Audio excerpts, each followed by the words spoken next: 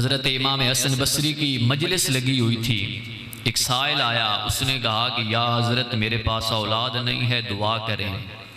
آپ نے ارشاد فرمایا کہ استغفار کیا کر۔ تھوڑی دیر ہوئی، ایک دوسرا سائل آیا، اس نے کہا کہ یا حضرت میری جو زمین ہے وہ بنجر ہے، اس کی پیداوار صحیح نہیں ہوتی، میرے لیے آپ دعا کریں۔ آپ نے اسے بھی یہی ارشاد فرمایا کہ تم استغفار کیا کر۔ اس کے بعد ایک تیسرا سائل آیا، اس نے بھی یہی سوال کیا کہ یا حضرت میرے لیے دعا کریں، رزق کی تنگی ہے۔ آپ نے اسے بھی یہی جواب دیا کہ گھر جا اور استغفار کیا کر۔ اس کے بعد ایک چوتھا انسان آیا، اس نے بھی اپنے لیے کہا کہ یا حضرت میرے لیے دعا کریں کہ میرا فلاں مسئلہ حل ہو جائے۔ تو آپ نے اسے بھی، اس چوتھے انسان کو بھی آپ نے یہی ارشاد فرمایا کہ گھر جا اور استغفار کیا کر۔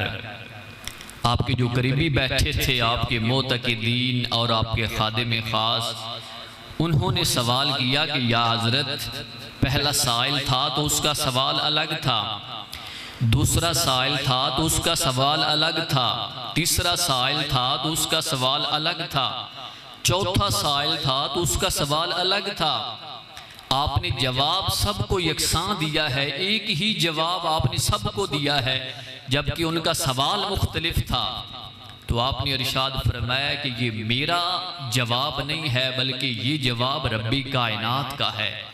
آپ نے ان کے سامنے قرآن مجید فرقان حمید کی تلاوت، ایک آیت کی تلاوت فرمائی۔ آپ نے ارشاد فرمایا کہ خالقی کائنات خود یہ کہتا ہے فَقُلْتُ اسْتَغْفِرُوا رَبَّكُمْ إِنَّهُ كَانَ غَفَّارًا وَيُرْسِلِ السَّمَاءَ عَلَيْكُمْ مِدْرَارًا وَيُمْدِدْكُمْ بِأَمْوَالٍ وَبَنِينَ وَيَجْعَلْ لَكُمْ جَنَّاتٍ وَيَجْعَلْ لَكُمْ أَنْهَارًا۔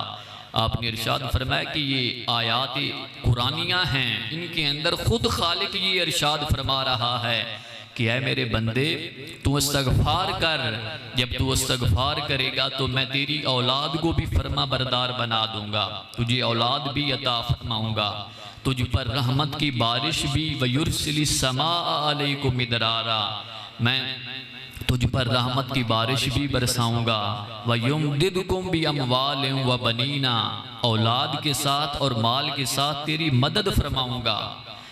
اولاد کے ساتھ خالقی کائنات مدد کس طرح فرماتا ہے؟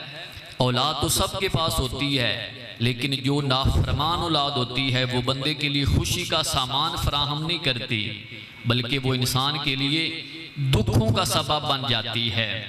لیکن خالقی کائنات ان لوگوں کی اولاد کو فرما بردار بنا دیتا ہے جن کی خالقی کائنات نے اولاد کے ساتھ مدد کرنی ہو۔